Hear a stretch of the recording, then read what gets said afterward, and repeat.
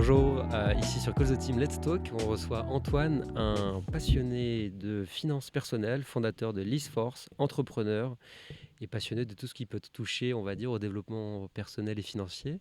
Exactement. Bonjour Antoine. Bonjour Raphaël. Bon, ravi que nous soyons là aujourd'hui sur les terrains de paddle de la Lightspeed, donc à Anglette. On a cette passion commune pour le sport, le développement personnel et on partage cette passion commune pour le sport. Je crois que tu as acheté ta raquette la semaine dernière. Exactement, tu vois, je souffrais un petit peu de solitude liée au sport, donc écoute, je me suis mis au paddle et tu m'as pris assez rapidement. J'ai acheté ma raquette un peu pour toi Ouais. et ça y est, je me mets officiellement au paddle avec un petit passif tennis, donc c'est cool. Ouais, c'est super, ouais. Et j'ai vu qu'ils lançaient justement des Lamborghini, Ferrari, Gucci, Prada, Balenciaga lançaient tous leur marque de paddle, en tout cas leur raquette. Et on a Mhm. l'impression que c'est un peu le sport, un peu la niche Mm. sportive de luxe. Ouais, c'est peut-être le nouveau golf, Oui, donc peut-être qu'il y a beaucoup de business à faire et ce sera tant mieux si on peut lier les deux.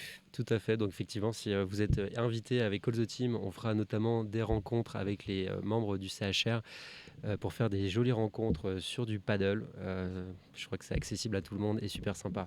Donc voilà, on reçoit aujourd'hui Antoine Jonot qui a sa boîte qui s'appelle LeaseForce et on s'est rencontrés parce que tu fais notamment du leasing de matériel et on va voir aujourd'hui qu'est-ce que c'est justement le leasing pour toutes celles et ceux qui sont déjà dans les entreprises et qui doivent justement faire appel à du financement pour financer leurs équipements, mais aussi à des personnes qui doivent et peuvent se lancer. Je sais qu'il y en a beaucoup dans l'hôtellerie-restauration qui sont amenés un jour à lancer leur bar et on va voir ça ensemble aujourd'hui. Donc Antoine, est-ce que tu peux nous décrire ta boîte et qu'est-ce que c'est le leasing? Exactement, avec grand plaisir. Alors, le leasing, le concept, c'est de pouvoir louer des équipements sans forcément les acheter. Donc, on va dire, pour acquérir du matériel, des équipements, il y a un peu trois moyens. Il y a soit on utilise son capital de société, soit on utilise le crédit, qui est un super levier.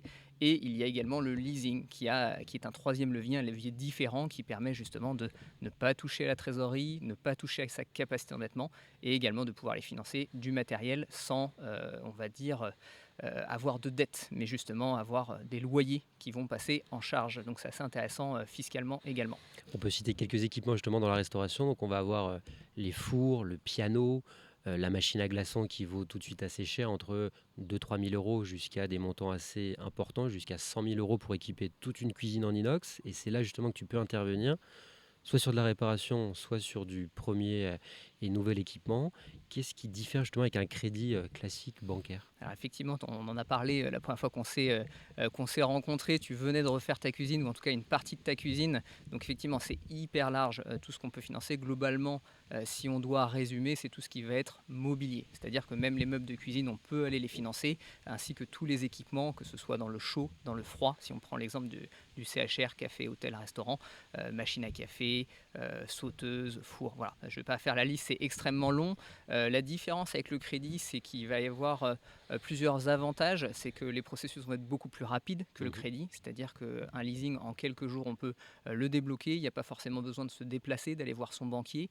On réunit les documents tout à distance et les délais de traitement sont beaucoup plus rapides. Donc ça, c'est, on va dire, la vélocité, ça va beaucoup plus vite. Les autres éléments, c'est qu'effectivement, on ne touche pas à sa trésorerie, donc c'est-à-dire son capital peut être alloué à d'autres choses. On sait aujourd'hui que la trésorerie, c'est le nerf de la guerre pour les sociétés. La gestion financière est très importante.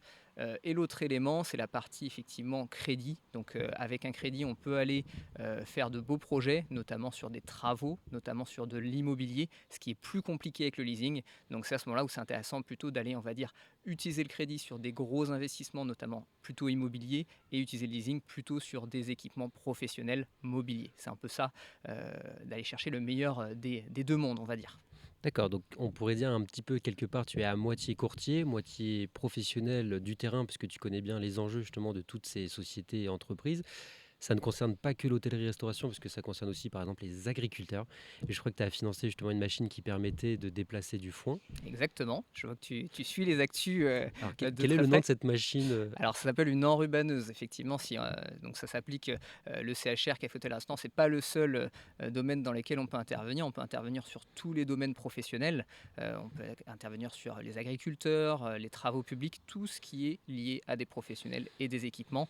Donc si on reprend ton exemple, c'était un agriculteur qui effectivement à ce moment-là n'avait pas forcément de trésorerie disponible pour acheter cet outil qui était nécessaire à son activité. Mmh. Il n'avait pas non plus forcément de capacité d'emprunt à ce moment-là. On a pu du coup lui débloquer un leasing sur 5 ans sur une enrubanneuse. C'était un équivalent 40 000 € hors taxe. Mmh, Donc mmh voilà, c'est mh. pas rien. Et derrière, il a pu relancer son activité assez rapidement. En une semaine et demie, on avait effectivement un bon fournisseur qui a pu lui livrer sur place. Donc voilà, sur l'activité, il est nickel. Il peut enchaîner. Donc enrubanneuse, c'est pour enrouler le foin et faire des belles mottes de paille. Donc on en profite sur ce podcast aussi pour apprendre des nouveaux mots. Voilà. Et vélocité, donc du coup qui permet d'aller plus vite et gagner en agilité. Donc du coup c'est ce qu'a bénéficié ce chef d'entreprise pour pouvoir remonter la pente de son activité. Donc vous retrouverez effectivement les articles et les cas concrets très précis d'Antoine sur son LinkedIn, Antoine Jonot, sur sa société Lise Force. Quels sont les freins justement mentaux les plus fréquents que tu vas rencontrer auprès de professionnels qui vont se dire non, le leasing, peut-être ça a mauvaise presse, péjoratif, et en fait finalement pas du tout. Et est-ce que justement tu as souvent ces mêmes questions qui reviennent? Effectivement, le leasing peut être assez méconnu du grand public ou même des professionnels. Parfois, on ne sait pas vraiment comment ça fonctionne. Il y a beaucoup de zones d'ombre qui restent autour de ça. Est-ce qu'on fait que de la location et à la fin, on n'a plus le produit? Est-ce que à la fin justement de ce contrat de 2, 3, 4, 5, 7 ans, je vais pouvoir racheter le matériel? Voilà, c'est plein de questions. Nous, on s'efforce effectivement d'être le plus clair possible là-dessus pour qu'il n'y ait pas de zone d'ombre. Mais globalement, si on doit recenser les freins, ça va être potentiellement le prix. Les gens vont parfois tiquer sur le prix. C'est comme effectivement si on fait un crédit, si à la fin on fait le compte du crédit, forcément ça va revenir plus cher que le prix du matériel. Sauf qu'entre-temps, vous aurez pu réallouer votre trésorerie à d'autres projets. Donc voilà, c'est ça un peu l'intérêt. Maintenant, les autres freins qu'on peut avoir, c'est je veux pas mettre de premier loyer, je veux pas mettre d'apport. Voilà, globalement, c'est un peu des idées reçues comme on peut avoir sur du crédit, hein. Souvent sur un crédit immobilier, chose que la plupart des gens connaissent, on est souvent amené à mettre un apport au début. Les gens ont ça en tête. Alors dans le leasing, souvent ça démarre par un loyer classique. Donc ce qui est assez avantageux, on démarre tout de suite par une mensualité douce et on continue sur des loyers doux jusqu'à la fin du contrat. Quand tu dis 12, c'est qu'on paye les intérêts au début et qu'après on paye le capital, ou on paye une partie de capital au début. Et est-ce que tu peux nous rappeler justement ces taux qui peuvent s'exercer, qui sont légèrement ou supérieurs à un taux pour particulier, évidemment, puisqu'on est dans le monde du B2B? Ouais. Alors effectivement, là, on va rentrer sur une partie un petit peu plus technique. Je vais essayer d'être assez synthétique sur ce sujet. Alors dans le leasing, vu que c'est de la location, on ne peut pas parler de taux. Donc c'est un petit peu différent. Mais globalement, on va dire que le leasing est un petit peu plus cher que le crédit si on veut une référence. Et il n'y a pas vraiment d'histoire d'intérêt ou de capital puisque c'est de la location tout le long. Mais souvent, si on peut le voir dès le début, on peut faire en sorte d'avoir une option d'achat qui se débloque sur la fin avec la possibilité d'acquérir le matériel en fin de contrat. La fameuse valeur résiduelle qu'on a tous appris à l'école. Donc on distingue différents types de leasing, à commencer par celui pour les particuliers qui est le leasing LLD qu'on voit sur les publicités pour les voitures, qui vous font payer avec un apport de plusieurs milliers d'euros, puis de la location sur plusieurs mois pour pouvoir une location longue durer votre voiture, et après avec une option d'achat qui peut être finalement assez chère. Est-ce que toi tu conseillerais sur une voiture justement de plutôt la louer, de faire une LLD, ou plutôt de l'acheter à crédit classique? Alors, ça dépend si on parle à titre particulier ou à titre professionnel. Je pense que c'est très contextuel cette question. Si effectivement, alors là, on bascule effectivement plus sur Un de la tout gestion petit peu, financière, ouais. mais c'est très intéressant d'en discuter. Effectivement, demain, vous avez une société qui tourne bien, qui a des revenus récurrents assez intéressants avec un véhicule assez onéreux qui vous intéresse. Oui, là, je pense que le leasing est super intéressant parce qu'on va pouvoir déduire les loyers en charge et on va dire payer le véhicule, l'utilisation du véhicule au fur et à mesure. Maintenant, effectivement, si on est sur une gestion, on va dire, un petit peu plus personnelle, avec quelqu'un qui n'a pas d'entreprise, qui n'a pas non plus des gros revenus, là, je conseillerais peut-être plutôt d'être un peu plus bon père de famille, d'aller sur un véhicule qu'on est capable de s'acheter, quitte à faire effectivement un crédit ou un leasing dessus, mais c'est sans doute des sujets sur lesquels on va basculer ensuite, mais rester à vivre sous ses moyens, c'est-à-dire en garder sous la pédale et pas se mettre la corde au cou. C'est le risque du leasing à titre personnel qu'on voit souvent chez les concessionnaires. On va revenir effectivement juste après justement sur les finances personnelles, parce que chez Calls the Team, on a un intérêt et une ambition justement de pouvoir de manière Donc on a une ambition chez Call the Team, c'est de permettre à chacun et à chacune, dans le monde de l'hôtellerie, restauration, discothèque et spa notamment, de pouvoir gagner un petit peu en éducation financière et que tout cela soit quand même assez facile, sympathique et accessible à tout le monde, peu importe son revenu, ses bulletins de salaire, etc. On y reviendra juste après. On continue sur les différents types de leasing. On va avoir le leasing notamment financier pour le B2B et le leasing qu'on appelle opérationnel. Est-ce que justement dans le B2B auprès de tes clients, est-ce que tu vas distinguer différents types de leasing pour pouvoir mieux conseiller? Alors effectivement, là, on revient un petit peu sur la technique, on va aller un peu dessus. Je ne voudrais pas qu'on perde nos amis derrière la caméra et par les ennuyer et à rendre ça un petit peu embêtant. Mais effectivement, suivant les produits, on peut s'adapter et avoir différents types de leasing. Par exemple, dans certains cas, pouvoir acheter le matériel est extrêmement important à la fin. Dans ce cas, effectivement, on va pouvoir parler d'options d'achat, de valeurs résiduelles, on va dire de crédit bail, hein, c'est vraiment la définition du crédit bail, pouvoir acheter à la fin. Et dans d'autres cas, ça va être moins intéressant. Je prends un exemple, par exemple au niveau informatique, vous faites un leasing pour votre société, pour des téléphones, des ordinateurs, même la sécurité des caméras. Au bout de 5 ans, le matériel ne va plus avoir de valeur, plus personne ne va être trop intéressé par ce matériel, et à ce moment-là, effectivement, il ne va pas y avoir d'envie de racheter le matériel. Donc on s'adapte. Parfois, il peut y avoir des options d'achat, parfois on va plutôt s'orienter sur un renouvellement. L'objectif, c'est plutôt effectivement d'essayer de s'adapter en fonction des produits et des envies des clients finaux et des partenaires vendeurs pour que tout le monde soit content et qu'il n'y ait pas de sujet. Super. Donc toi, Antoine, aujourd'hui, tu travailles sur ce produit-là depuis 1 an à 2 ans. Ouais. Et donc du coup, tu exerces cela sur le BAB et tout autour. Et donc concrètement parlant, tu pourrais faire répondre à la demande de professionnels qui souhaiteraient justement financer un petit équipement, qui ne souhaitent pas forcément passer par la banque ou en tout cas avoir une solution B. Et Mm. toi, tu vas être amené en tant que professionnel à aussi regarder les bilans, regarder la santé financière de la société, de l'entreprise évidemment, puisque un crédit a l'obligation d'être remboursé. Et après, tu vas donner ton go, tu dis OK, on y va, parfait, on va sélectionner la durée justement de remboursement Mm. qui peut aller de 12 à 6 ans. Ouais, de 13 mois à 84 mois avec un gros focus effectivement entre 3 et 5 ans. D'accord, très bien. Est-ce qu'on peut donner un exemple justement concret sur un hôtelier justement qui aurait une machine à renouveler assez régulièrement ou sur un restaurateur? Mm. Ouais, on peut donner des exemples, tout à fait. Alors, il y a 2 choses à prendre en compte. C'est, la première, c'est effectivement la, nature du produit. Est-ce qu'on est sur un produit qui a une durée d'utilisation a priori longue ou non? Donc on essaie d'être cohérent vis-à-vis de ça.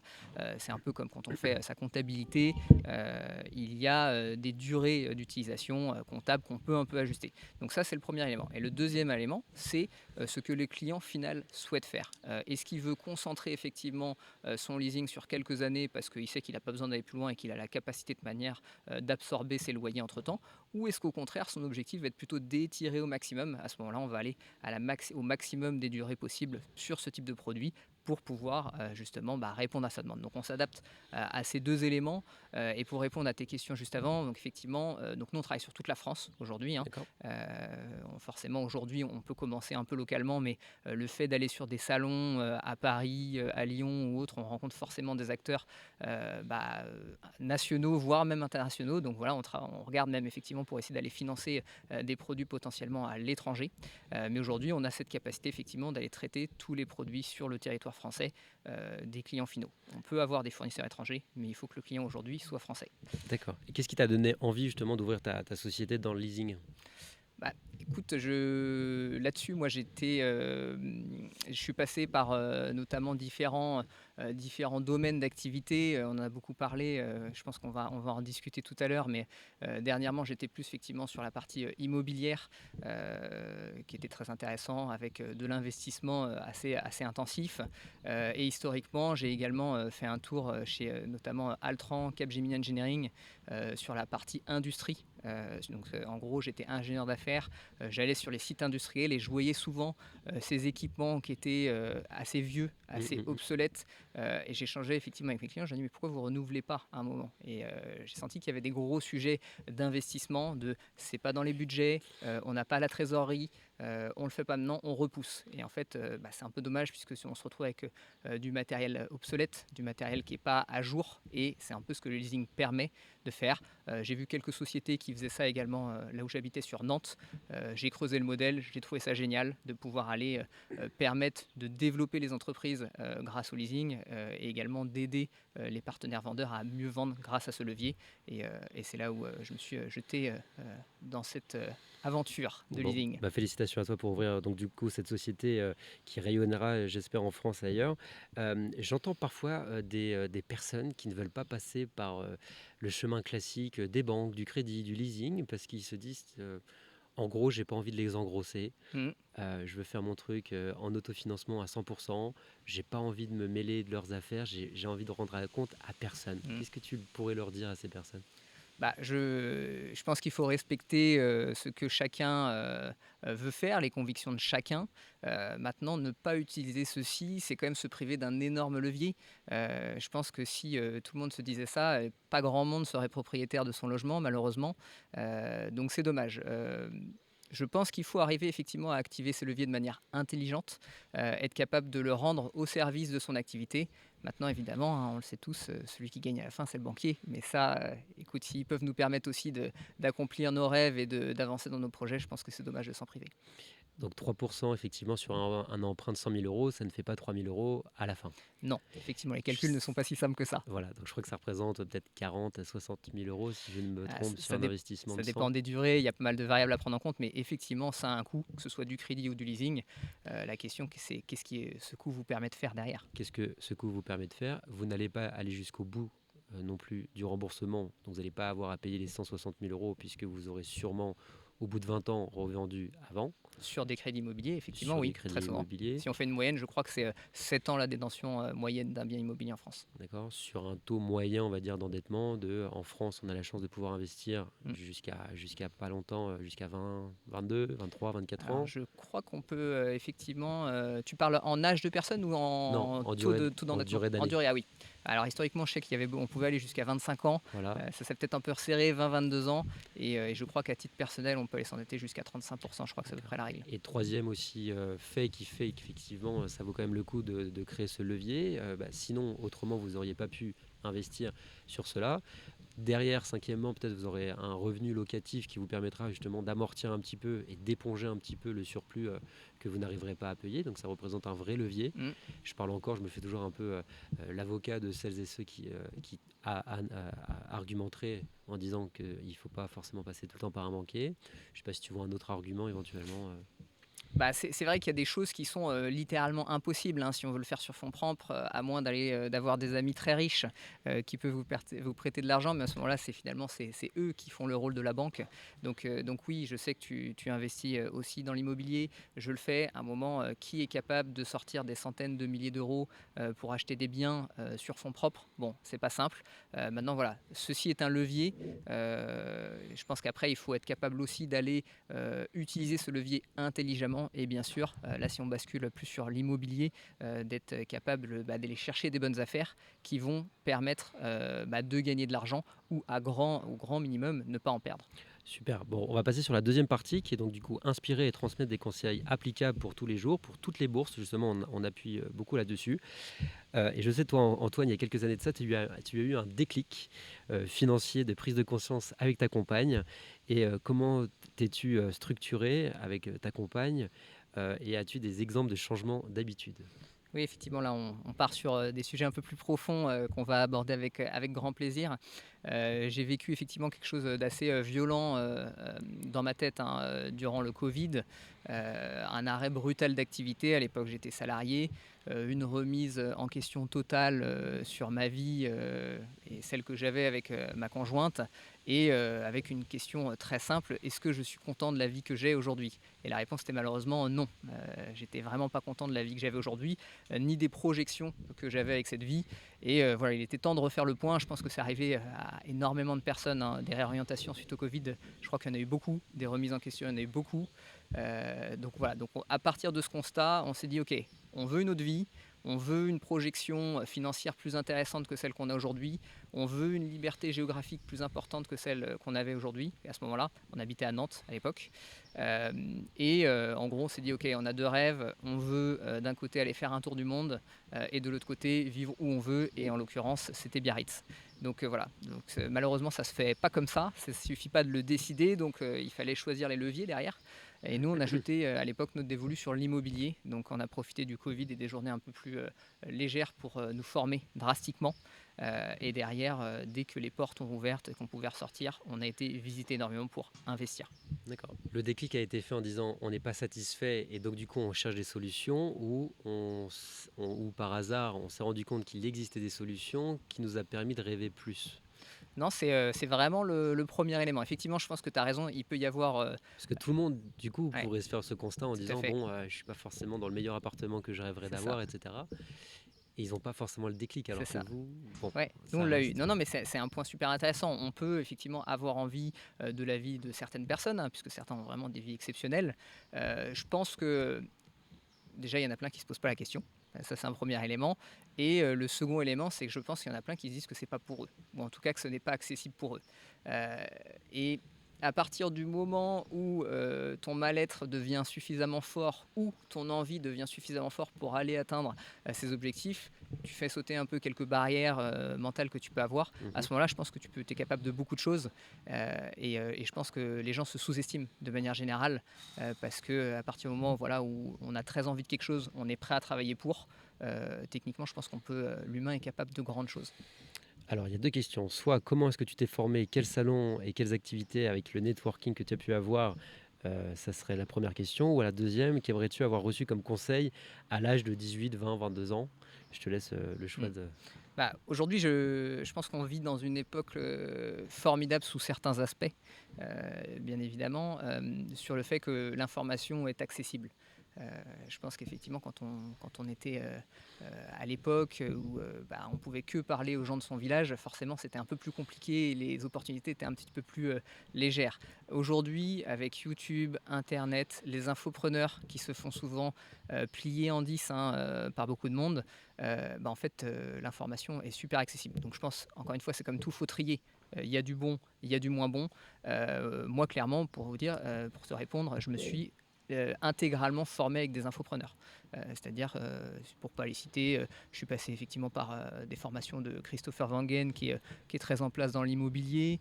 Je suis passé aussi par Club Immobilier sur la partie fiscalité, puisque la fiscalité en France est très compliquée et c'est bien voilà, de bien se rencarder là-dessus.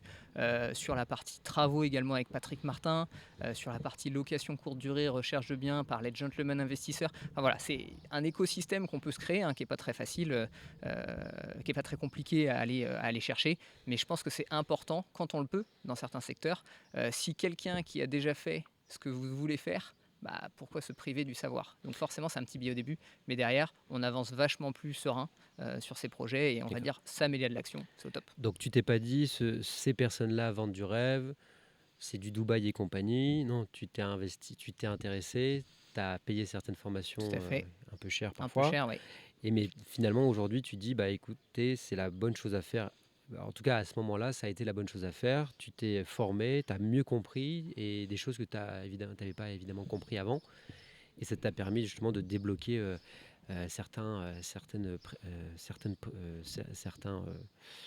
Certaines connaissances. certaines connaissances effectivement que tu avais. Donc là, c'était très focalisé sur l'immobilier, mais tu peux aussi t'investir grâce à l'immobilier du coup Ouais, sur les marchés un peu boursiers, notamment ouais. sur les cryptos. Donc, bah, pour répondre un peu à ta question, effectivement, je pense qu'il faut faire attention à ça. C'est pas parce que je dis que les infopreneurs sont bien qu'ils sont tous bien. J'invite à chacun à faire son étude, à essayer bah, de se renseigner au maximum pour choisir l'infopreneur qui te parle le plus et dans lequel tu te sens le mieux pour te former. Mais il est certain, effectivement, que ça fait gagner du temps. Alors, tout le monde peut arriver à faire tout sans eux. C'est juste, ça vous prendra beaucoup plus de temps. C'est un espèce d'accélérateur pour aller accomplir ces projets. Effectivement, moi j'ai dépensé des milliers d'euros sur ces éléments. Et si je pouvais dépenser des milliers d'euros pour aller trouver des formations pour mieux exécuter ma boîte, je le ferais. Malheureusement, c'est un peu moins le cas dans l'entrepreneuriat derrière. Mais D'accord. quand ça existe, je pense que c'est dommage de s'en priver. Il faut y aller avec les bonnes personnes. Super. On va passer sur la partie technico-pratique avec des pratiques de tous les jours, justement. Et on voulait faire justement les calculs de savoir combien un paquet de cigarettes, par exemple, ne serait-ce qu'un paquet de cigarettes par semaine, coûte à la fin de l'année. Je crois que le paquet de cigarettes, il tourne de 10-12 euros. Je ne sais plus exactement. Alors, je fume pas, je pourrais pas beaucoup Ça t'aider, fait mais je crois que c'est longtemps, par là. mais à peu près. Donc, du coup, on va multiplier par le nombre de semaines. On arrive à 624 euros par Ouais, an. ouais, Avec un seul paquet par semaine, hein. Donc, ouais. si on en donne quelques-unes, déjà, ça rétrécit. Qu'est-ce qu'avec 624 euros, justement, on pourrait faire? Est-ce que c'est le début justement de quelque chose, ne serait-ce que dans dans la mentalité, dans le mindset? Alors ça, c'est une question très large. Je pense que dire à un fumeur, il faut que tu arrêtes du jour au lendemain, c'est pas facile. Euh, Écoute, moi, enfin, je vais répondre sans répondre à cette question. Je suis désolé si, Non, non, non, si, mais si ça répond un peu à côté.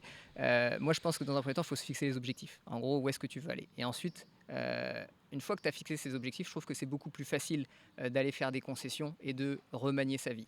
Et ensuite, pour passer ces périodes difficiles, je pense que c'est important de garder ce qu'on aime le plus. Ce sera plus dur, plus facile à vivre tous les jours. Donc, on va dire un fumeur, pour lui, c'est un peu dommage, parce que niveau santé, c'est pas le top, ça, mais on va plutôt prendre l'exemple d'un sport, si tu veux bien. Mais quelqu'un qui dépense effectivement cette somme par an dans le sport, j'ai envie de dire, s'il adore ça, que ça lui permet de se sentir bien, il faut absolument qu'il le garde, mais qu'il aille couper tout le reste. C'est-à-dire, en gros, garder l'essentiel, garder ce qui nous rend heureux, et tout le reste le couper, et permettre d'aller garder cet argent de côté pour le réinvestir ou l'allouer au projet qu'on veut mener. donc après l'idée, que ce soit un immobilier ou un investissement, c'est de se dire ok, il nous faut changer nos habitudes pour pouvoir économiser, avoir un petit apport, comme on dit, qui va nous permettre après de faire soit un crédit, soit quelque chose, mais en tout cas toujours avoir un filet de sécurité et de ne pas être dans la rat race. La rat race, effectivement, Voilà, comme je ne sais pas dans quel livre on Robert avait. Kiyosaki, je crois, qui Voilà, parle beaucoup de rat race. père riche, Père père riche, père pauvre, pauvre, tout à tout à fait. fait. Oui, avoir de l'argent, à un Est-ce que tu moment, peux nous décrire justement rat race?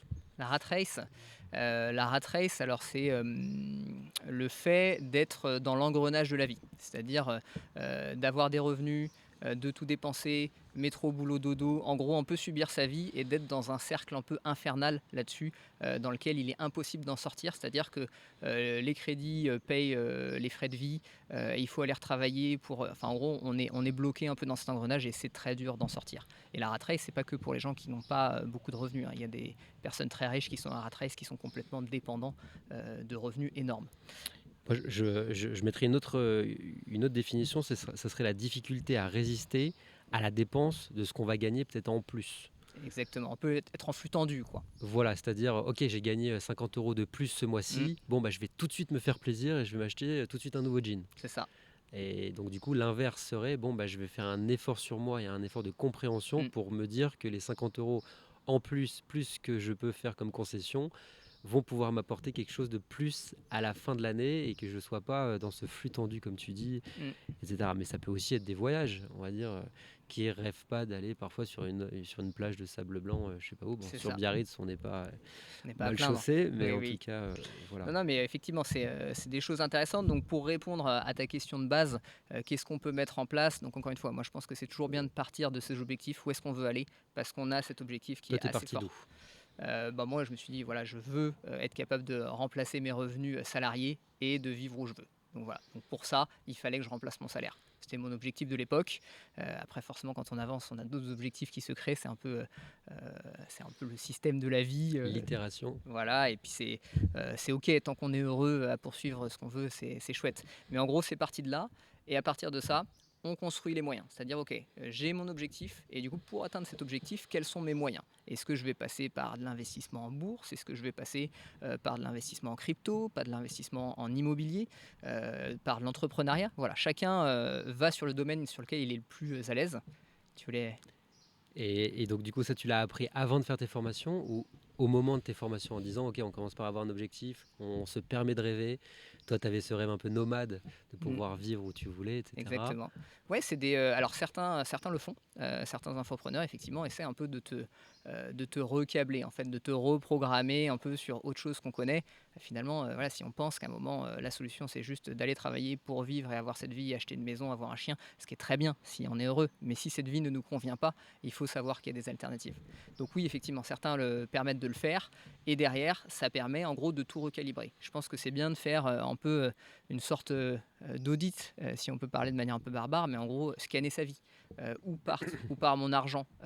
Est-ce que j'ai des dépenses dans des paris sportifs? Est-ce que j'ai des dépenses sur des cigarettes ou autre chose?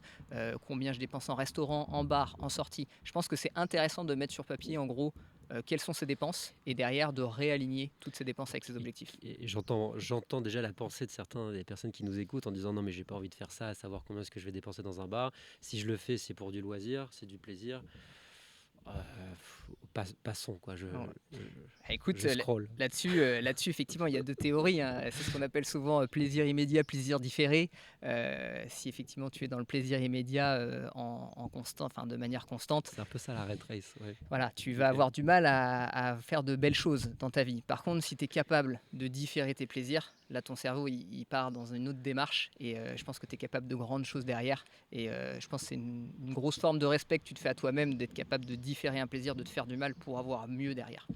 Donc différer dans le sens on va faire l'effort aujourd'hui pour pouvoir mieux profiter d'ici 5 à 10 ans. Parce que c'est à peu près, on va pas rêver, c'est Ça peut pas être un dans peu plus un... court, ça peut être un Ça peut peu être plus un peu court. plus court, Ah d'accord. oui, je pense que ça peut être un peu plus court. Moi, ça a pris 3 ans pour atteindre ce premier objectif, par exemple. Donc après, pareil, ça dépend de l'intensité dans lequel qu'on va mettre dans son projet. Ça va dépendre effectivement de son degré de réussite, mais des résultats peuvent venir assez vite. Et finalement, quand on sait pourquoi on le fait, c'est-à-dire en gros ce qu'on vise, c'est vachement moins dur. Parce qu'en fait, on sait qu'on a ça à la fin, cette récompense, et presque ça devient addictif, et presque, en fait, c'est moins un effort parce qu'on sait pourquoi on le fait. D'accord. Donc, qu'est-ce que tu mets concrètement en place justement pour suivre tes finances? Est-ce que tu mets des tableaux Excel, des budgets mensuels? Est-ce que tu te limites en resto? Est-ce que tu fais appel à des boîtes comme Revolut qui te permet de créer des petites caisses, de pouvoir arrondir la dizaine au-dessus de tes dépenses, qui Et permet de créer l'investi, des cas, de investir ou les ouais, mettre de côté, etc. j'ai appris ça et je connaissais pas, je trouve ça assez drôle. Euh, alors, je pense qu'on peut effectivement faire appel à ces plateformes. Je pense qu'aussi, à un moment, on peut être assez grand, hein, Ou un pour, simple tableau Excel. voilà, un simple tableau Excel. Je pense qu'il faut faire le point en gros. Qu'est-ce qui est le plus important pour moi? Je te donne un exemple. Moi, j'adore aller au resto. Donc, ça tombe bien, tu es dans ce domaine. C'est vraiment quelque chose d'extrêmement important pour moi. Je prends énormément de plaisir à le faire. Donc, j'avais pas envie de couper ça complètement. Par contre, j'y allais vraiment beaucoup. Donc, bah voilà, je me mets des règles. Donc, ouais, c'est un peu relou de se mettre des règles. Mais en gros, à un moment, on s'est dit, bah ok, go, on va, avec ma conjointe Marine, on va une fois par semaine au restaurant. Et c'est ça la règle. Par contre, voilà, on y va, ou une fois toutes les 2 semaines. Et on y va, par contre, on y va vraiment, quoi. Il faut bien choisir le resto, Voilà, faut pas être déçu. l'adresse, tu la choisis bien, t'en profites bien, mais par contre, c'est la règle. Derrière, tu déroges pas et tu gardes ta D'accord. discipline pour la suite. Par Donc, contre, sur ok, d'autres choses, tu coupes. Si c'est d'accord. moins important, tu coupes. Ok. Et combien tu as réussi en pourcentage à économiser par rapport à tes revenus? Bah, je pense, alors c'était à l'époque, hein, j'étais salarié, j'étais au commerce. Alors, c'est pour exemple, je pense qu'on peut parler de chiffres, et de manière, ils sont plus valables, donc c'est bon. Je devais gagner à peu près 3 500 € par mois à l'époque. Je suis passé, je pense, de 30% d'épargne à 60-70%. Parce qu'à un moment, on avait réussi à avoir un petit loyer, on était à deux dans un appartement, on a coupé effectivement les dépenses qui nous paraissaient moins importantes. Et en fait, tout ce qu'on met de côté, on l'évoquait tout à l'heure, c'est le trésor de guerre qui va nous permettre d'aller faire nos projets. Pas forcément, l'idée, c'est pas de se dire c'est pour mettre absolument un apport, mais c'est à minima pour montrer aux établissements financiers, en tout cas si on veut faire du crédit, qu'on sait gérer son argent et que s'il y a un coup dur, on pourra faire face avec cette épargne. Je suis en train de penser à un conseil justement pour des personnes qui souhaiteraient se lancer dans l'investissement Mmh. immobilier ou autre, c'est de pouvoir avoir des tableaux en montrant effectivement au banquier qu'on a fait un tableau Excel depuis ces plusieurs mois, Mmh. on tient bien à jour ses revenus, ses dépenses, Tout à fait, et qu'on essaye d'avoir 10, 20, 30, 40% tout à fait. d'économie. C'est en fonction des revenus, hein, Ouais, voilà. effectivement. Toi, tu as un revenu qui est un petit peu supérieur Mmh. à la moyenne, on va dire. Ce qui est plus difficile évidemment en termes de pourcentage quand tu as un peu moins, mais Mm, malgré tout, c'est pas ça l'important, c'est la méthodologie de travail et la prise de conscience. c'est ça. Euh, Si tu veux quelques tips ouais, là-dessus, souvent c'est un peu méconnu des gens, mais on peut dire un peu ce qui plaît pas si on est un peu plus dans l'immobilier, dans les crédits. Euh, Être capable d'avoir un virement automatique sur un compte épargne, ah oui, par ça c'est exemple, super important. Ouais. ça, Qui sera rémunéré en plus. qui peut être rémunéré, Oui, effectivement. 3%. Voilà, Ce sur qui les est pas petits. rien, parce que bon, C'est mieux que rien, c'est mieux que rien. effectivement. Ouais. Donc ça peut être intéressant, mais rien que le fait de montrer qu'automatiquement on fait ce virement, idéalement juste après être payé, on est payé le 5, le 6 ou 7, il y a ce virement automatique, le banquier va apprécier. Et ensuite, d'autres choses qui peuvent être super intéressantes, c'est d'aller couper tout ce qui va être effectivement paris sportif, grosse sortie dans les bars. Ça, si ça apparaît sur les comptes bancaires, c'est clairement catastrophique, hein. Il y a un scoring bancaire qui va dégringoler à ce moment-là. Et le fait d'avoir de l'épargne peut aussi jouer. Donc voilà, faut faire attention. Quand on rentre dans cette démarche, souvent les banquiers nous demandent les 3 derniers relevés de compte. Donc il faut absolument aller nettoyer ces relevés de compte et avoir une vie un peu de moine, hein, aux yeux du banquier. Je reviens juste sur le fait que vous ayez réussi justement à atteindre ce niveau, hein, on va dire, d'un peu de liberté financière, notamment en mettant à profit et aligner justement avec toi et ta compagne cet objectif-là. Voilà, Ouais, c'est parce un que bon point que tu évoques. c'est super important. Et c'est vrai qu'en Déjà, final, c'est une chance ouais, pour c'est toi. une Je sais pas si chance. ça s'est fait naturellement, mais en tout cas, En plus, on n'a même pas évoqué ce qu'on avait vraiment fait jusque-là. Mais si tu je veux sais que pas je si tu veux synthétise. rentrer dans les détails. Non, mais je vais faire assez synthétique. En très gros, on s'est mis dans une démarche d'acheter des petits immeubles. Donc, quand je dis des petits immeubles, c'est sur des marchés très bas, moins de 1 000 euros du mètre carré, pour avoir des très fortes rentabilités. Voilà, il y a quelques zones en France qui le permettent et qui permettent, au prix d'un appart d'une grande ville, d'en avoir 2, 3, 4, 5 ou 6 à cet endroit. Donc, les investissements sont forcément très rentables. Est-ce que c'est possible pour quelqu'un qui gagne entre 1 500 et 2 000 euros de pouvoir s'acheter au bout de quelques années Un ce genre immeuble. d'immeuble? Avec 1 500 euros, un immeuble, ça va être un peu plus compliqué. Mais en fait, il y a deux réponses à ça. Soit effectivement, la personne, elle dit, moi, je préfère y aller tout seul et faire mes investissements tout seul parce que j'ai pas envie de m'associer à ce moment-là. Il va pouvoir aller sur ces marchés qui sont très bas, mais plutôt aller chercher un ou deux appartes. Là, effectivement, c'est tout à fait possible. Une bonne gestion financière, il pourrait être suivi par les banques là-dessus.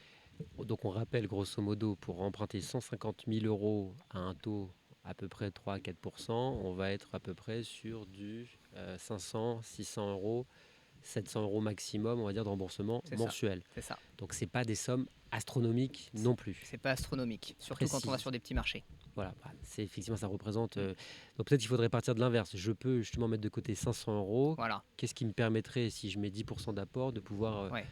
Si on acheter? veut être assez bête, effectivement, il vaut mieux calculer dans ce sens-là. Je prends mes 35% de capacité d'endettement, jusqu'à combien je peux emprunter, et je vois quel type de projet je peux faire. Donc en fonction de ça, est-ce que ça va être un appartement, deux appartements, un petit immeuble, ou alors, donc ça c'est une des premières solutions, et la seconde solution c'est plutôt de s'associer avec quelqu'un, soit un associé qui est actif et qui a également des revenus stables qui permettent d'aller investir, soit potentiellement aller chercher sur un associé qui va être plutôt dormant, mais qui va pouvoir apporter la sécurité financière. Moi, c'est Et ce que je l'ai fait sur certains projets. quelqu'un qui n'aurait pas du tout de réseau, qui n'aurait pas un bagage de diplôme, de je sais pas quoi, comment est-ce qu'il fait justement pour rentrer dans ces marchés qui ont l'air peut-être pour lui novice, complètement impénétrable? Quelqu'un qui connaît pas du tout l'immobilier, Voilà, il faut déjà qu'il se forme. ouais. Alors moi, je connaissais rien à l'immobilier à la base, hein. Vraiment, c'est Tu t'es rattrapé depuis. voilà, je me suis rattrapé. Vraiment, faut travailler, hein. Il y a pas de secret, mais ça n'a rien d'incroyable. Donc, je pense le premier élément, c'est comme tu l'évoques, c'est se former, comprendre comment ça marche, comment trouver un bien, qu'est-ce qu'il faut regarder, connaître aussi la fiscalité. Est-ce que je vais investir plutôt en nom propre, avec une fiscalité qui est extrêmement dure et variable, ou est-ce que je vais plutôt créer une société avec un système fiscal qui est beaucoup plus stable. Nous, en l'occurrence, on a beaucoup investi en société pour justement avoir cette protection un peu d'argent dans la coquille de la société et une imposition un peu plus stable qu'en nom propre. Donc ça, c'est le premier élément, se former. Deuxième élément, comprendre ce qu'on vise. Et troisième élément, c'est passer à l'action. Parce qu'effectivement, malheureusement, il y a beaucoup de personnes qui font tous ces premiers éléments, mais qui ne passent pas à l'action, qui sont un peu bloqués à ce niveau. Et là, faut prendre son téléphone, il faut appeler les agents, faut checker le bon coin, il faut appeler les agences de la ville, il faut cibler des villes, et là, il faut visiter. Tu as beaucoup de faits de recherche off-market? Ouais, moi par exemple, effectivement, sur les projets qu'on a fait, j'ai 50% annonce le bon coin, sorti dans les 2 heures, appelé, quasiment acheté sans visiter, est sorti de la plateforme et 50% off-market à force d'appeler les agents immobiliers pour qu'ils puissent me prévenir quand les biens sortaient. D'accord. Ce qui est difficile avec le off-market, c'est que tu te dis, mais pourquoi est-ce que tu obtiendrais quelque chose avec du off-market? Parce que tu vas forcément faire une sous-offre par rapport au prix demandé. Et donc, quel est l'intérêt pour l'agent immobilier de t'accorder 10%, on va dire, de rabais sur le bien affiché, alors qu'il pourrait attendre 2 semaines et avoir des offres au marché? Alors le off-market, il y a plusieurs éléments là-dessus. Ça a quand même l'avantage pour les agents de limiter leur travail. C'est-à-dire, demain, un agent, il a un bien qui prend en mandat, pas forcément sous le prix du marché, mais on va dire une bonne affaire qui va arriver. Soit d'un côté, il a un investisseur en qui il a confiance, il sait qu'il va pouvoir acheter. Il lui dit j'ai un bien, il a vendu, il a pris sa com. Ou alors, il le met sur le bon coin ou sur Se Loger, et là, il va devoir traiter des centaines, enfin des dizaines, des centaines d'appels, et là à ce moment-là, il va avoir énormément de travail. Donc en fait, c'est pour ça que c'est important d'être crédible auprès des agents, d'être bien avec eux pour qu'ils pensent à nous, parce qu'en fait, nous on les arrange parce qu'on va vite acheter, mais eux aussi ils nous arrangent parce qu'on a vite trouvé quoi. Donc le prix souvent off-market va déjà être sur le prix d'un un vrai marché qui va être une bonne affaire. Et Oui, après, justement, on apprend lors de ces formations quand on va mettre un bien sur le marché, qu'un agent immobilier va voir avec justement son vendeur à quel prix le mettre. On va vite s'apercevoir que plus le vendeur va vouloir être trop gourmand, mm, plus il va prendre un risque assez conséquent et qui va perdre un mois à chaque fois, qui va rajouter 5% au plus mm, du réel prix du marché. ouais, Donc finalement, c'est un coup dur aussi bien pour le vendeur qui va être déçu c'est que ça. pour l'agent immobilier. Ouais. Et on va faire perdre du temps à tout le monde. C'est ça. Souvent, les vendeurs surévaluent leurs biens et les acheteurs sous-évaluent les biens. C'est l'offre et la demande, mais à un moment, il faut bien mettre ces gens d'accord pour que les transactions puissent se faire. Je pense qu'aujourd'hui, il y a un gros goulot là-dessus avec les baisses des marchés immobiliers. Et un bien immobilier justement qui est en attente d'être vendu, c'est aussi un bien immobilier qui ne rapporte pas d'argent du coup à son vendeur. Et ça c'est une fenêtre de tir et une opportunité, notamment de négociation pour les acheteurs. Et c'est aussi comme ça que font les bonnes affaires et que Mm, les bonnes affaires se créent. C'est qu'en face, bon, on a peut-être une personne qui a mm, encore son crédit sous le coude, c'est ça. etc. Il y a différents contextes. Si le bien est occupé, qu'il est loué, C'est rarement comme ça quand même. J'ai l'impression que à c'est 80%, c'est ouais. souvent des biens vides, non? Ouais. Il y a de tout. Moi, j'ai acheté du vide, j'ai acheté avec des locataires. Il y a un peu des deux. Forcément, quand on a des loyers qui tombent, la pression est un peu moins forte. Mm, mm. C'est un peu contextuel, hein. Malheureusement, c'est vrai aussi que le malheur des uns fait parfois le bonheur des autres. Certains ont besoin de vendre vite. Et parfois, c'est ça qui fait qu'il y a des bonnes affaires. Euh, on va dire que c'est une question de timing. Et plus on va être dans l'action, plus on va visiter, plus on va être en relation avec les agents immobiliers, plus le timing va être bon. D'accord. Donc le petit conseil, c'est aller dans dans les agences immobilières, essayer de trouver le ou la personne la plus sympa avec qui vous avez le meilleur, meilleurs atomes crochus et de leur dire, bon voilà, moi j'ai un budget petit, moyen, gros Mm, de tel prix, avec une fourchette de prix. Je souhaiterais acheter dans 6 à 3 ans. Voici mon numéro de téléphone et peut-être mm. lui payer un petit café une fois de temps en temps et pour pouvoir entretenir des bonnes relations. Est-ce que tu serais d'accord sur cette maxime d'un point de vue aussi bien personnel que professionnel, qu'on sous-estime souvent ce qu'on peut faire à 5 à 10 ans et qu'on va surestimer ce qu'on peut faire d'ici 1 à 2 ans? Ouais, je suis très d'accord avec cette maxime. C'est un peu dur, hein, parce que ça veut dire qu'il faut faire preuve de patience. C'est à la fois dur pour le court terme, puisque en un an, c'est compliqué de faire des miracles, hein, à part les quelques success stories de sociétés avec des levées de fonds incroyables, mais on va dire c'est un peu des exceptions. Mais non, malheureusement, je crois que le succès, il faut avoir de la patience pour pouvoir aller le chercher. Par contre, effectivement, comme tu le dis, ce qu'on peut faire en 5 10 ans peut être assez incroyable. Avec le fameux huitième, comme il disait, Warren Buffett, il disait justement que les intérêts composés étaient une des 8e merveilles Mais du du monde monde, oui.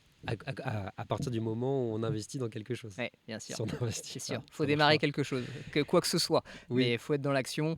Euh, Ce qui est intéressant un peu, c'est de comparer la vie finalement comme un jeu de société.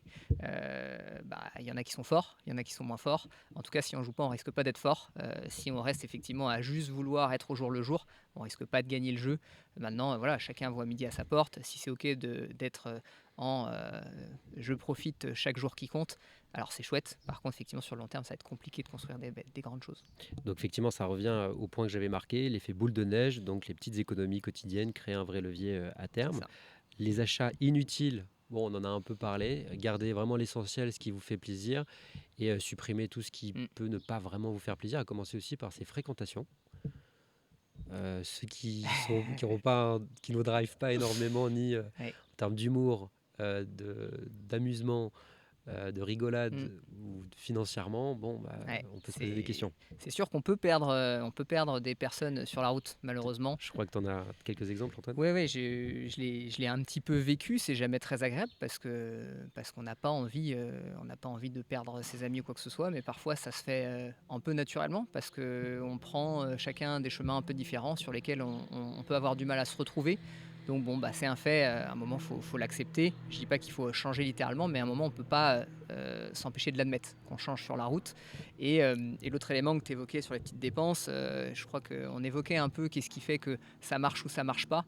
Bah, ce qui est intéressant avant une petite dépense, c'est peut-être se demander est-ce que ça me rapproche ou est-ce que ça m'éloigne de mes objectifs. Mmh, Et mmh, ça, mmh, souvent, les mmh. décisions sont plus faciles à prendre. Super. On va arriver pas mal à la fin du podcast. Est-ce que tu as un mot justement et une remarque sur, les 3 personnes que je vais te citer? À commencer par un Américain, Tony Robbins. Tony Robbins, acteur incroyable, c'est une star aux États-Unis, hein, clairement, Ah oui. une star du mindset. Je pense que, bah, d'ailleurs, pour ceux qui n'aiment pas forcément lire ses livres, je crois qu'il y a un super docu sur Netflix, I'm Not Your Guru, je crois, je ne suis Mmh pas mh. votre gourou, Oui, oui. où justement, bah, il apprend aux gens à devenir, à être capable de croire en eux et en gros à s'accomplir. Donc c'est assez intéressant. Je pense qu'il permet de débloquer un peu ces blocages. À commencer par cet audit personnel en se disant: «Tiens, qu'est-ce que j'aime faire? Mmh, Qu'est-ce que finalement ce que je fais est pas bien?» tout à fait. Mark Cuban, c'est toi qui m'en as parlé un peu plus, c'est dans Shark Tank, Mark tu sais? Cuban et On effectivement, j'ai passe, un gros trou là. on passe, c'est pas grave, c'est pas grave. Allez, Yann Darwin. Yann Darwin, c'est un super investisseur français à l'origine, hein. Je crois il est de Clermont-Ferrand. Aujourd'hui, il habite à Dubaï et il a une société Green Bull. Bah, c'est un peu le gourou français de l'investissement, on va dire. Immobilier, crypto, bourse, voilà, il est un peu sur tous les fronts. On parlait un peu de l'investissement, comme quoi ça pouvait être relou, ça pouvait être chiant. Lui, il le rend vraiment ludique et vraiment très sympa. Je l'avais rencontré sur un meeting super chouette. Tu peux nous parler des quelques salons que tu as fait justement en termes de networking, axés, développement personnel? Ouais, bien sûr. Là-dessus, bah, j'ai eu l'occasion justement d'aller voir, Yann Darwin. Je ne sais plus comment s'appelait l'événement, mais ils faisaient une tournée en France où, ils allaient voir, tous les investisseurs de France. Donc, là, ils arrivent à l'entrée, ils te checkent, et derrière, ils t'expliquent un peu, bah, voilà, comment investir, quelle différence ça fait dans la vie entre une personne qui fait tel choix et une personne qui fait d'autres choix. Donc, voilà, Yann Darwin, on ne peut que le recommander, super crédible. Sinon on évoquait, bah, moi j'ai pas mal, Faut effectivement. pas se comparer aussi. Voilà, ce qu'il fait aujourd'hui, c'est pas ce qu'il a fait il y a 25 ans, Exactement, donc jamais se comparer ouais. Alors, il faut à prendre qui en que ce compte, c'est soit. un pompier, hein. C'est un C'est un pompier, Yann pompier. Darwin, à Clermont-Ferrand. Aujourd'hui, il est multibillionnaire. À Dubaï, ça fait rêver, ça fait pas rêver. Mais voilà, le gars, il a une réussite colossale. Il a une boîte qui cartonne, vraiment. Donc, Il a un effectivement, vrai mindset, ouais, il a construit et quelque chose de très costaud. en équipe aussi, hein, parce qu'il est pas tout seul, Bien sûr, ils sont nombreux, donc ouais, ils il a sont su, associés. bien s'entourer. Tout à fait. On revient sur ce point. Ouais. Donc quels différents salons est-ce que tu pourrais conseiller? Alors après, en termes de salon, moi j'en ai pas fait 15 000 non plus, mais par exemple si on reparle un peu d'investissement immobilier, accessible, je trouve que c'est intéressant de suivre les gentlemen investisseurs. OK. C'est notamment un podcast, je crois qu'ils ont une chaîne YouTube. Donc en gros c'est Yann et Tony, donc c'est 2 investisseurs, qui sont, il y en a un qui est marchand de biens, il y en a un qui est plutôt investisseur location courte durée. Il y en a un qui est lotisseur aussi. Et en gros, eux, ils ont un podcast qui est super drôle à écouter, super fun, super accessible. Et ils expliquent leur aventure, ils échangent sur des sujets d'actu. Et j'avais fait un coaching avec eux notamment. Et OK. ça s'appelait J'irai investir chez vous. Et ils étaient venus 2 jours à la maison. C'était un peu au début du podcast. Et là, ils avaient scanné notre vie et on avait fait le point. C'était un peu. Vous avez carrément dormi à la maison Ils avaient pendant 3 dormi à la jours. maison. Ouais, c'est complètement, ouais, Ils avaient complètement noté les dingue. biscottes, le beurre, le Exactement, bien sûr, c'était nos invités. Mais c'est bien puisque ça te permet un peu, bah, de côtoyer des gens qu'on fait ce qu'on veut faire. Moi, je peux que recommander aux gens de se rapprocher des gens qui ont fait ce qu'ils veulent faire. il y a des clubs d'entrepreneurs un peu partout, donc c'est pas forcément compliqué d'en trouver. Est-ce que tu as différents podcasts? Peut-être moi je vais citer celui que j'aime beaucoup, Ça fait un bail. Voilà, je trouve que c'est pour tout niveau, pour toute inspiration, que ça parle aussi bien d'immobilier que d'expérience client, parce que l'immobilier, c'est pas seulement Mm. faire un crédit et mettre quelqu'un dedans, non, Bien c'est sûr. aussi une expérience client qu'on fait Ouais. vivre à quelqu'un. Et il y a plein de façons de faire de l'immobilier aussi, hein, du locatif classique, de la location courte durée, du marchand de biens. Enfin, il y a plein de leviers très très différents. On va parler de ce qui est très à la marge, justement, de tout ce qui va être thématisé, puisque t'as une Ouais, préférence bien pour sûr. l'une Bah, d'entre elles. encore une fois, je répète, donc immobilier plutôt ce podcast, donc les gentlemen Mhm. investisseurs, donc très intéressant. Et après, moi aujourd'hui, je vais plus m'orienter effectivement sur de la partie entrepreneuriale, avec un podcast qui devient très très connu. Ça s'appelle Génération Do It Yourself, avec Mathieu Stéphanie, qui fait voilà, qui a des invités complètement hors normes, hein. Dernièrement, il avait le fondateur de Airbnb, le patron de LinkedIn. Bon, il a des invités complètement hors normes. Mm, mm, mm. Ça peut être aussi intéressant de réécouter certains podcasts de Yann Darwin. Je crois que c'est Business en bagnole, super sympa. Il est en voiture et puis il envoie un podcast tout seul pendant 1 ou 2 heures.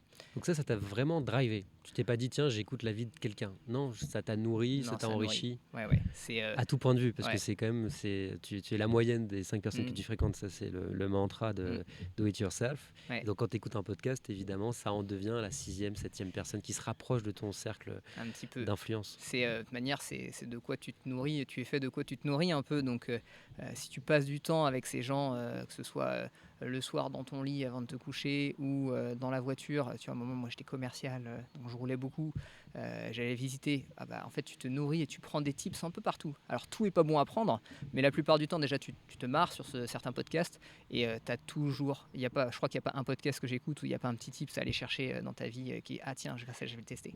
Super. Deux, trois petits quiz. Donc tu vas me dire oui, non, à bannir. Alors, paris sportif, À bannir, bien évidemment. cigarette, À bannir pour la santé et pour les finances. si possible. Ok.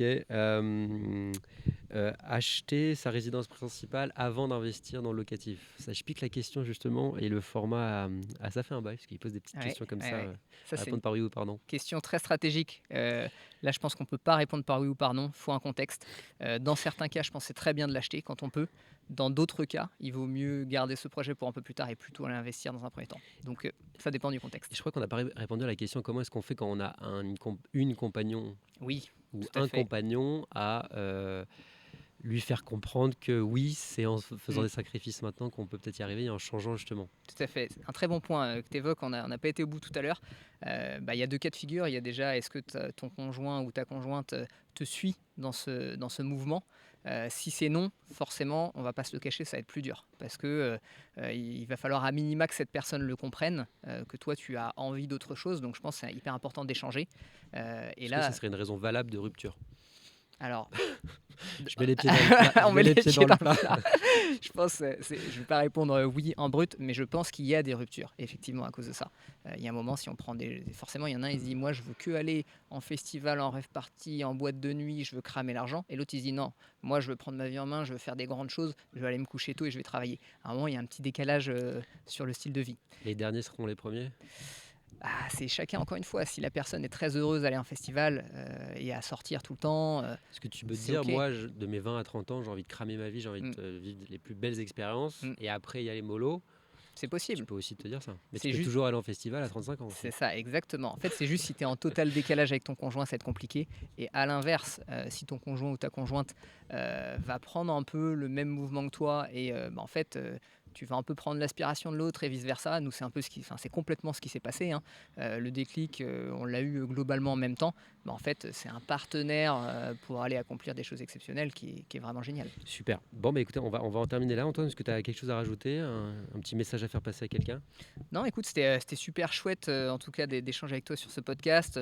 Je pense juste, si on doit passer un mot, c'est posez-vous la question juste de est-ce que votre vie vous convient? Si oui, aucun sujet. Sinon, sachez qu'il y a des solutions et on peut sortir de sa situation, c'est certain. À commencer par la formation et le leasing aussi. Et le leasing, n'hésitez pas à me contacter en tout cas là-dessus. Voilà, n'hésitez pas à contacter Antoine. On vous souhaite une très bonne après-midi et nous, on va faire un petit tour au paddle. À très bientôt sur Let's Talk. Merci Antoine.